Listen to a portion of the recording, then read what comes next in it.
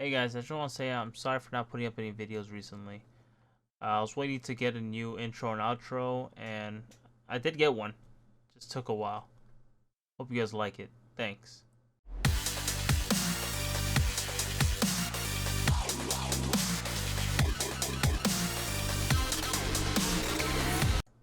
Hey guys, we're going to talk about Valorant patch 0.50. Patch notes can be found in the description below, so you can sit down and read it yourself if you want.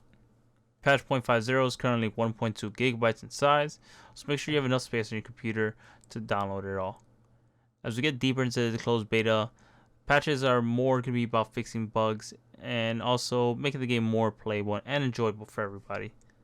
There's also going to be some quality of life improvements done to the game, and we'll get into those in today's video. Thanks.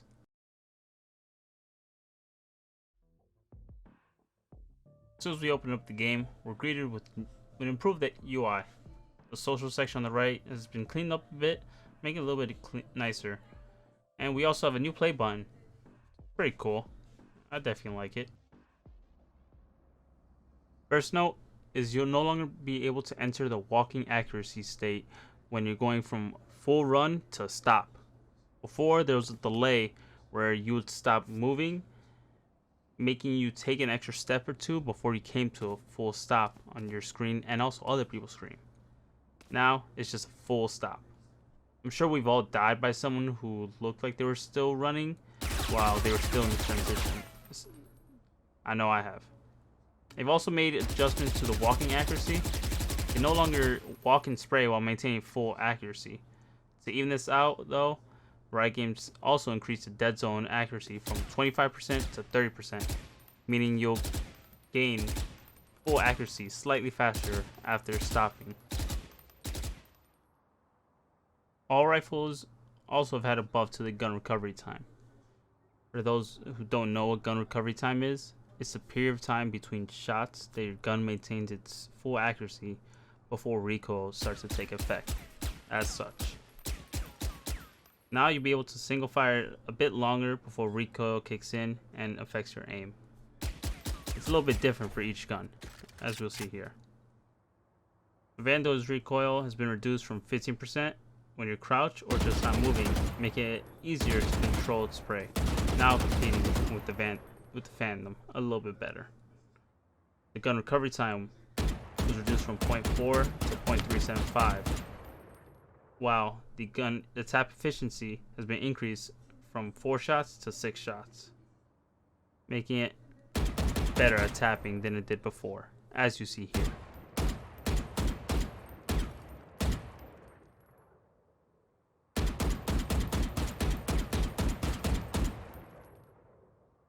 Both the Phantom and the Bulldog's recovery time was reduced from 0.55 seconds to 0.35 seconds.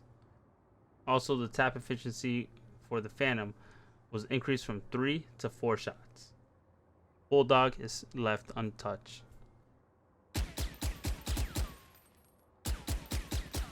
As you see, after 4 shots, the recoil starts to take effect.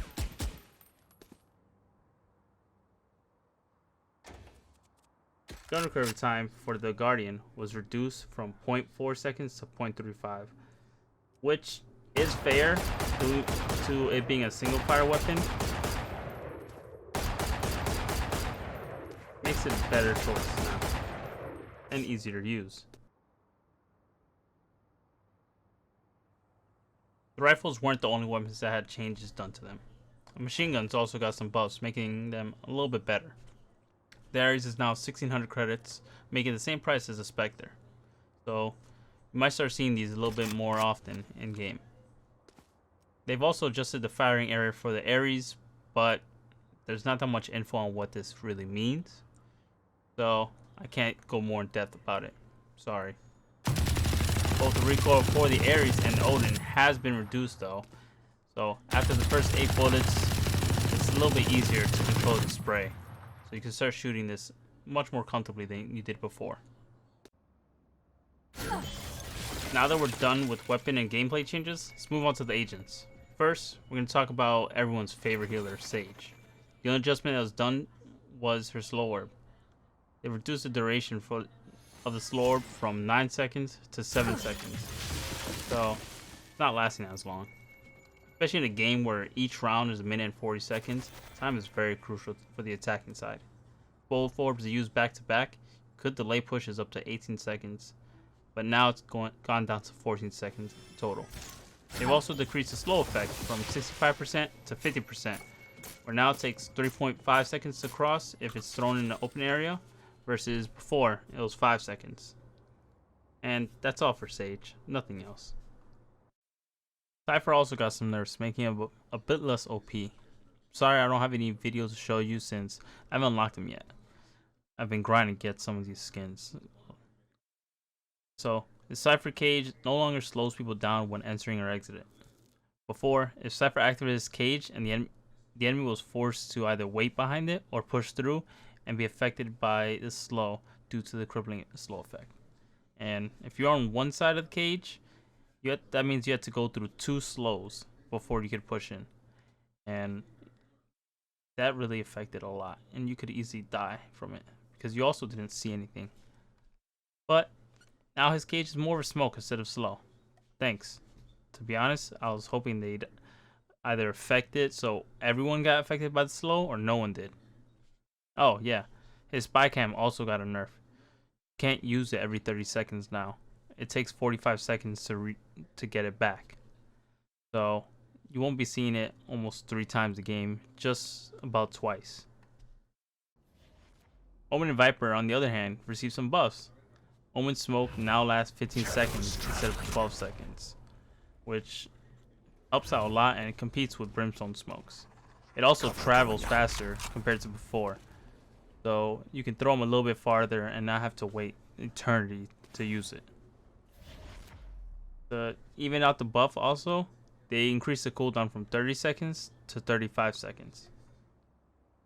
Viper's Snakebite got a radius increase from 350 points to 450 points, now making it equal size to Brimstone's Molly and also Phoenix's Molly.